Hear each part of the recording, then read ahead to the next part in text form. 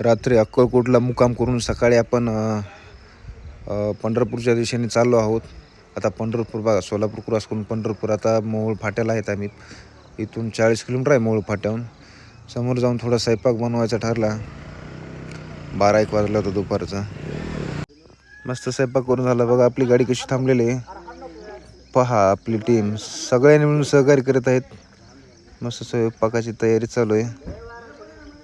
खिचडी बनवतात, खिचडी. आपले आचार्य पांडुरंग भाऊ नंबर 1 आचार्य बघा आपल्यासोबत. बघा हे जेवण शेंबुले, हे पण भारी आचार्य. हे बघा आमचे मित्र कुमार भाऊ, सहकारी मित्र आमचे. खूप एन्जॉय करत होतो पोरं ट्रिपला आल्या. तिथं भेटले आम्हाला एक बाबा, देवच भेटल्यासारखा भेटला आम्हाला. नंतर मी गेलो आंघोळीला कॅलनला.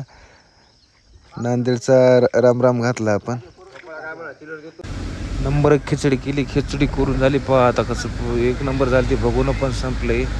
चला तर निघूया आता पुढच्या दिशेला. आता जायचं पंढरपूरला. पंढरपूरला विठ्ठलाचं दर्शन घ्यायचं. रस्ता चांगला असल्यामुळे काही वेळातच पंढरपूरवर पहा किती असं छान मनसोक्त आनंद भेटतो पंढरपूरला. म्हणजे असं सगळं दुःख विसरून जातो माणूस तिथं आल्यावर. हे चंद्रभागेच्या आपण ब्रिजवरून चाललो आहोत. वाळवंट सुद्धा म्हणतात ह्याला आपल्या ह्याच्यात. पाहता आपण आता गाडी खाली पार्किंगला घेतोय. दर्शन वगैरे पूर्ण आले मुलं. आता आपण चालू शिखर शिंगणापूरच्या दिशेला. तर निघालो बाहेर आपण पंढरपूरच्या चालू आहे. आता वाखरी तिथे आहे, वाखरी गावात. आता वाखरीच्या पुढे आलो. आमचे सहकारी कुमार भाऊ खूप छान गाडी चालवतात. बऱ्यापैकी फुल प्रवास त्यांनीच केला ना बघा. आमचं काय हे पद्धत आहे काय बघा झोपण्याची. कसं काही पुरी पण मित्र कंपनी अशीच असते. कोण कोणाच्या अंगावर झोपले काहीच कळणं गेले.